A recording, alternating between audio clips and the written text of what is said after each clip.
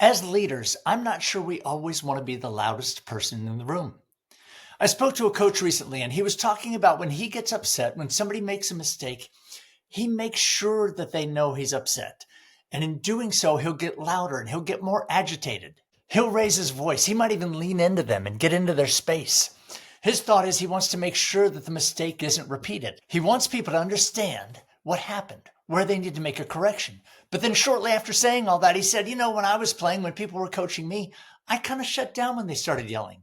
I didn't really hear everything they had to say. I kind of quit listening. I got as much as I could, and then I kind of just avoided them. I kind of checked out, and I wasn't really locked in anymore to what they had to say. Not surprisingly, I have a Tony Dungy story on this.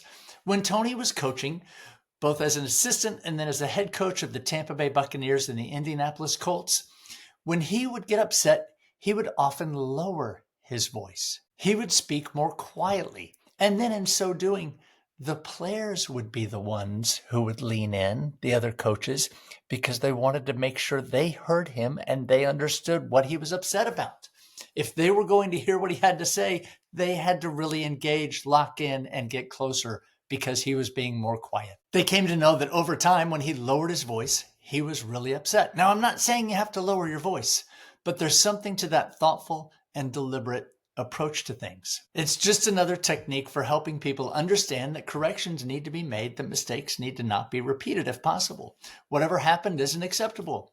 But I don't think yelling is always the right thing. In fact, I think it almost always isn't the correct thing. The best leaders are the ones who can be quiet when necessary, who can take a moment, figure things out, take a deep breath, work through them, make corrections, help us work through those corrections, help us learn, and help us move forward, especially if we want to foster an environment where mistakes can be made and we can push through those. You may be thinking, why do I want an environment where mistakes can be made? Well, think about it. If we're pushing the envelope, if we're trying to maximize our potential or our organization's potential, sometimes we're going to be on the leading edge. Sometimes mistakes are going to happen. Sometimes we're going to help people by empowering them to do things that they don't exactly know how to do. Well, guess what?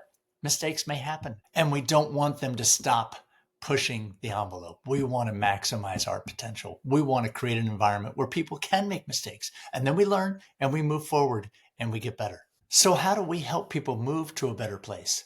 I think it's with a calm, thoughtful approach, one where we've taken things into account, we've analyzed things, and then we give feedback in a way where they can act on it, they can get better, we can grow and move forward. I'm pretty sure that almost always yelling isn't the right answer. You may disagree, but that's what I saw from Tony, and I thought it was a very effective approach.